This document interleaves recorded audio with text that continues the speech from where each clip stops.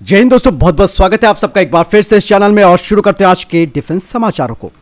भारत और फ्रांस के बीच आज $7.5 बिलियन के 26 राफेल मरीन फाइटर जेट की डील हो गई है और ये डील भारत और फ्रांस के बीच अब तक की सबसे बड़ी डिफेंस डील मानी जा सकती है। और इस एग्रीमेंट में सबसे महत्वपूर्ण बात यह है कि इन फाइटर जेट में भारत के जो इंडिजिनस यानी कि स्वदेशी हथियार है उनका इंटीग्रेशन किया जाएगा, जिसके लिए TOT भी शामिल की गई है। और साथ ही साथ भारत में राफेल फाइटर जेट के फ्यूजलाज के लिए प्रोडक्शन फैसिलिटी भी बनेगी और एयरक्राफ्ट के इंजन, सेंसर, वेपन्स के लिए MRO फैसिलिटी भी होगी। और आपको बता दें कि इन सभी से जो कॉस्ट होती है वो काफी हायर हो जाती है।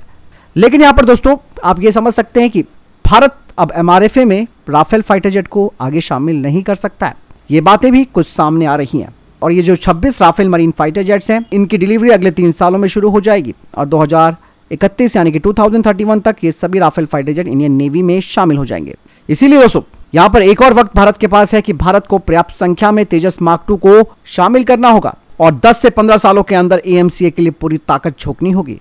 हालांकि दोस्तों राफेल डील के साथ भारत एक चीज और चाहता है कि भैया हमें इस फाइटर जेट का सोर्स कोड मिल जाए ताकि भारत इस राफेल फाइटर जेट में अपना खुद का रडार, एवियोनिक्स और मिसाइल सिस्टम को लगा सके। लेकिन सोर्स कोड देना इतना आसान फ्रांस के लिए भी नहीं है। भले ही भारत ने ये सेकंड राफेल डील जरूर की हो और वो भारत के जो स्वदेशी हथियार हैं उन्हें लगाने के लिए भी एग्री हो चुका है, फिर भी सोर्स कोड तक पहुंच मिलना इतना आसान नहीं होगा। लेकिन अगर सोर्स कोड अलग तरीके से भारत को फ्रांस देता है तो भारत के लिए इस फाइटर जेट में आने वाले जो भी भारत नए हथियार सिस्टम डेवलप कर रहा है उन्हें भी लगाना आसान हो जाएगा। और इवन दोस्तों सोर्स कोड मिल जाने से भारत को कई सारे फायदे मिलेंगे, जैसे कि इंडियन एयरफोर्स का ऑपरेशन भी आसान होगा और जो लागत है वो भी कम आएगी। लेकिन फ्रांस का भी कहना सही है कि भाई उसने इतनी मेहनत के साथ इस फाइटर जेट को बनाया और कहीं अगर कुछ भी लीक हुआ तो फिर मार्केट में तो वैल्यू डाउन हो ही जाएगी ना। दोस्तों यहाँ पर राफेल फाइटर जेट को लेकर एक बात और सामने आई है। ये फाइटर जेट हमें काफी महंगे भी पड़ रहे हैं और जब तक इनकी डिलीवरी पूरी होगी तब तक आप देखिएगा कि 6th जनरेशन के फाइटर जेट की टेस्टिंग होनी शुरू हो जाएगी और राफेल भी धीरे धीरे ऑब्सोल्यूट होने लगेगा। और जैसे मैंने बताया ना कि सोर्स कोड की सबसे बड़ी प्रॉब्लम यही है कि भारत को इस फाइटर जेट की लिमिटेड एक्सेस मिलेगा और हर चीज के लिए हमें फ्रांस से बात करनी पड़ेगी, उसको पैसा देना पड़ेगा। 2035 में आप देखना UK, France, China, Russia, Japan, Germany 6th generation की फाइटर जेट को सामने लाकर रख देंगे। हम काफी पीछे हैं इस चीज को लेकर, हम मानते हैं इस बात को, गड़बड़ी हुई है पहले से और आज वो समस्या आप देख रहे हैं किस कदर बढ़ रही है। वहीं पाकिस्तान के एयरफोर्स के हालात ठीक नहीं है। अभी भी पाकिस्तानी एयरफोर्स के कई ठिकानों पर 40% JF-17 फाइटर जेट्स अभी ग्राउंडेड हैं। इन फाइटर जेट्स में सबसे बड़ी प्रॉब्लम क्या आ रही है वो भी जानने वाली बात है। दरअसल इनके fuselage, wing and stack plus lower fairing screen में कई तरीके के क्रैक्स देखे जा रहे हैं। JF-17 की कैनोपी इलेक्ट्रिक सिस्टम में भी खराबी आ रखी है। इसकी सीट इजेक्शन सिस्टम में भी प्रॉब्लम है। एंकर ब्रेकेज भी हो रखा है इसका और इसका कोई एकदम से सॉल्यूशन भी नहीं है। और इन्हीं सब के चक्कर में रावलपिंडी में JF-17 फाइटर जेट भी दुर्घटनाग्रस्त हो गया, हालांकि पायलट बच निकला है। इस फाइटर जेट के सभी सब सिस्टम फेल हो गए थे। अब आप ये मानिए कि जंग शुरू हुई नहीं है कि पाकिस्तान के फाइटर जेट्स एक के बाद एक ताबड़तोड़ तरीके से गिरने लगे। अभी तो ये पहली घटना है, आगे देखिएगा इनके कई फाइटर जेट्स जमींदोज होते हुए दिखेंगे आपको।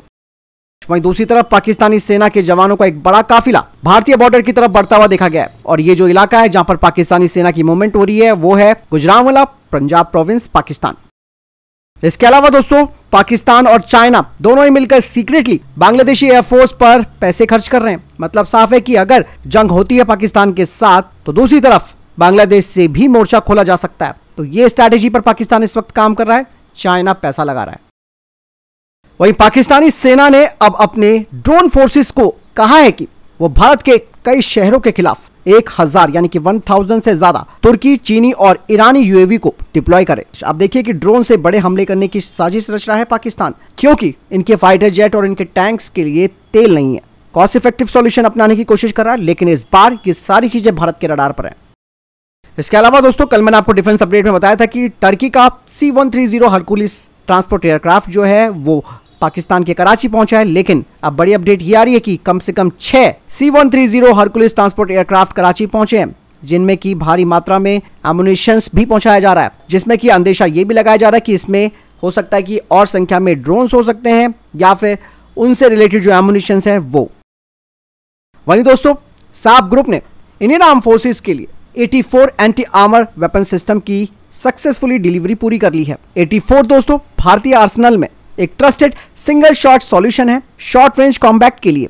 भारत ने 84CS AST वेरिएंट खरीदा है, जिसे कि स्पेशली डिजाइन किया गया है कन्फाइंड स्पेस ऑपरेशंस के लिए। इसका इस्तेमाल दोस्तों दुश्मनों के बिल्डिंग, बंकर्स और जो अर्बन इन्वायरमेंट है उन्हें खत्म करने के लिए किया जा सकता है। और भारतीय सेना लंबे टाइम से कार्ल गुस्ताव सिस्टम का इस्तेमाल करती रही है और ये खबर ऐसे वक्त पर आई है जब पाकिस्तान की सिट्टी पिट्टी गुलो रखी है। वहीं दोस्तों पाकिस्तानी सेना ने अपने अल खालिद मेन बैटल टैंक को फॉरवर्ड और स्ट्रैटेजिक लोकेशन पर भेजना शुरू कर दिया है। इन टैंकों को भले डिप्लॉय करने के लिए पाकिस्तान अपनी रेल का इस्तेमाल कर रहा है, बट इनके टैंक 3 से 4 दिन के मोहताज हैं और इन टैंकों में जो फ्यूल का खर्चा है उसके लिए पाकिस्तान के पास पैसा भी नहीं है। केवल माइंड गेम खेलने की कोशिश पाकिस्तान की तरफ से की जा रही है। वहीं चाइना ने दोस्तों भारत और पाकिस्तान के ऊपर एक बड़ा स्टेटमेंट दिया है। यहाँ पर दोस्तों चाइना को भी इसलिए परेशानी हो रही है कि कहीं अगर जंग हो गई, जो उसका सीपैक है वो पूरी तरीके से बर्बाद भारत कर देगा। यहाँ पर चाइना की तरफ से कहा जा रहा है कि उन्हें उम्मीद है कि भारत और पाकिस्तान दोनों को पेशेंस रखना होगा। एक दूसरे से ये लोग बातचीत करेंगे, परामर्श के माध्यम से अपने जो मतभेद है यानी कि डिफरेंसेस है उन्हें ठीक से संभालेंगे। लेकिन दोस्तों यहाँ पर भारत पूरे मूड में है, सबक तो सिखाना है ही। हम नहीं चाहते कि अब संयम बरतने का टाइम नहीं है हमारे पास। बहुत बरत लिया, बहुत ही भारत ने इस पाकिस्तान को पाल लिया। अब इनको खैर मनानी पड़ेगी कि क्या सरप्राइज इन्हें भारत देने वाला है। वहीं भारत ने आज ब्रह्मोस क्रूज मिसाइलों का सेकंड बैच फिलीपींस को डिलीवर किया है। पाकिस्तानी एयरफोर्स अब भारत को एक बड़ा जवाब देने के लिए फिजा-ए-बदर एक्सरसाइज को शुरू करने वाली है और पाकिस्तानी एयरफोर्स की नॉर्दर्न एयर कमांड इस एक्सरसाइज को कंडक्ट करेगी, जिसमें कि J-10C, F-16, J-17, HU-9, अवाक्स platform और यूकैफ के अलावा इलेक्ट्रॉनिक वॉरफेयर यूनिट शामिल होंगे। भले ही पाकिस्तान एक्सरसाइज जरूर कर रहा है क्योंकि प्रेशर में है वो बहुत ज्यादा, दूसरी तरफ पाकिस्तानी सेना के सैनिक और कुछ और ऑफिसर अपनी पोस्ट छोड़कर भाग गए। कल तो ये खबर आई थी कि उनके सैनिक और ऑफिसरों ने रिजाइन तक दे दिया है क्योंकि मरना किसको है उन्हें पता है। इसीलिए अब ये जो नई अपडेट आई है उसमें साफ तौर पर पता चल रहा है कि पोस्ट तक छोड़कर भाग रहे हैं इनके सैनिक। भारत के S-400 एयर डिफेंस सिस्टम का खतरा इतना पाकिस्तान को सताने लगा है कि उसने अपने आधे F-16 ब्लॉक 52+ फाइटर जेट्स को ग्वादर के पसीनी एयरफील्ड में ट्रांसफर कर दिया है और अरब सागर के पास स्थित उनका ये जो पसीनी एयरफील्ड है वो उनके फाइटर जेट को S-400 के रडार और मिसाइल रेंज से बचाता है। और ये कदम पाकिस्तान ने इसलिए उठाया कि अगर पाकिस्तान के फाइटर जेट S-400 के जद में आने से खत्म हो जाएंगे तो उनके पास कम से कम कुछ संख्या में F-16 तो बचे रहेंगे। यानी कि S-400 की डिप्लॉयमेंट पाकिस्तान के डिफेंसिव पोस्चर को दिखाती है कि भैया इससे जितना दूर रहो उतना ठीक है। दोस्तों बालाकोट के बाद इंडियन एयरफोर्स की कई कमियां सामने आई थी, जिसमें कि हमने अपने एक Mi-17 को फ्रेंडली फायर में खो दिया था। लेकिन 2025 तक इंडियन एयरफोर्स ने अपनी फ्लीट में एडवांस सॉफ्टवेयर डिफाइंड रेडियो, जिन्हें कि SDR कहते हैं, मल्टीबैंड, क्रिप्टो, एजाइल और टेक्टिकल डेटा लिंक कैपेबल को इंटीग्रेट किया है, जिसमें कि Su-30 MKI, Rafale, LCA Tejas, Netra अवाक्स, सैम सिस्टम, AFNet नोट शामिल है। राफेल के बीनेट और DRDO के वाइलिंग जैसे सिस्टम की विशेषताओं वाले ये jam resistant, OTA updatable SDRs enable unified, secure और resilient network centric warfare ecosystem को मजबूत बनाते हैं, जो कि इंटरऑपरेबिलिटी वाली जो चैलेंजेस हैं उन पर काबू पाते हैं, सिचुएशनल अवेयरनेस, डेटा फ्यूजन और रिस्पांस टाइम को बढ़ाते हैं। इंडियन एयरफोर्स का लक्ष्य यानी कि एम है कि SDRs को हेलीकॉप्टर्स और UAV में भी लगाया जाए। पाकिस्तानी एयरफोर्स के फाइटर जेट्स ने भारत पाकिस्तान बॉर्डर पर 10 किलोमीटर के बफर जोन समझौते का बार बार उल्लंघन किया है। 2019 के बालाकोट के वक्त भी उन्होंने ऐसा किया था। मतलब साफ है कि पाकिस्तान एग्रीमेंट का फायदा उठाता है क्योंकि भारत यहां पर बहुत ही पेशेंस रखता है।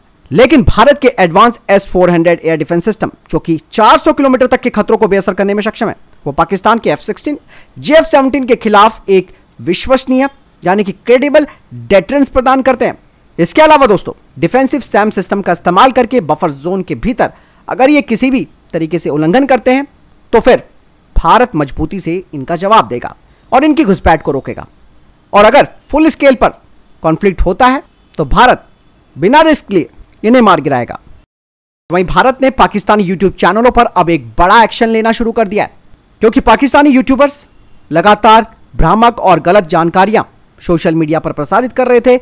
इसके अलावा वो एक प्रोपेगेंडा यहां पर चला रहे थे, जिस पर भारत ने बड़ा एक्शन लिया और इनके कई चैनल पर रोक लगा दी है। यहां पर दोस्तों बांग्लादेश के ऊपर भी यही एक्शन लेना चाहिए, क्योंकि ये भी पाकिस्तान के साथ मिला हुआ है। इसलिए भारत को बांग्लादेश के भी जो चैनल्स हैं जो कि सोशल मीडिया से लेकर अलग अलग प्लेटफॉर्म पर दिखाए जा रहे हैं, उन सबको भी बैन करना चाहिए। 2024 की सिप्री की रिपोर्ट बताती है कि पहलगाम हमले के बाद जिस तरीके का टेंशन बढ़ा हुआ है भारत और पाकिस्तान के बीच, ऐसे में भारत का जो मिलिट्री एक्सपेंडिचर है वो 86.1 बिलियन डॉलर तक पहुंच चुका है, जो कि पाकिस्तान के 10.2 बिलियन डॉलर से 9 गुना ज्यादा है। और ये लोग हमसे लड़ने चले हैं, इनको कम से कम ये तो देखना चाहिए कि बजट किसका ज्यादा है, किसके पास सबसे ज्यादा ताकत है। हालांकि दोस्तों वर्ल्ड लेवल पर अमेरिका, चाइना, रशिया और जर्मनी के बाद भारत 5वें स्थान पर है। डीआरडीओ दोस्तों लगातार लेजर डायरेक्टेड एनर्जी वेपन्स पर काम कर रहा है। अब डीआरडीओ के अध्यक्ष डॉक्टर समीर वी कामत ने एक बड़ा खुलासा किया। उन्होंने कहा कि अब हम लेजर डायरेक्टेड एनर्जी वेपन्स को अपने एयरबॉर्न प्लेटफॉर्म के लिए तैयार कर रहे हैं, जिससे कि भारत की डिफेंस क्षमताएं काफी बढ़ेगी।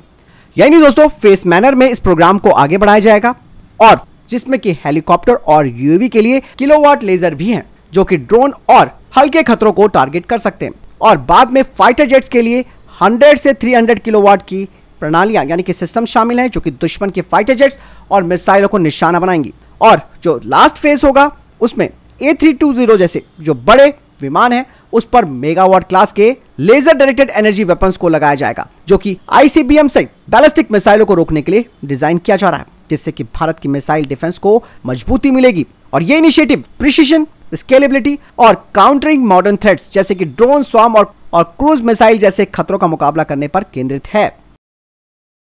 वहीं दूसरी तरफ दोस्तों जीटीआरई की तरफ से कहा जा रहा है कि उन्होंने अब कावेरी 2.0 इंजन पर काम करना शुरू कर दिया है और अगले 5 से 7 सालों के अंदर यह इंजन तैयार हो जाएगा।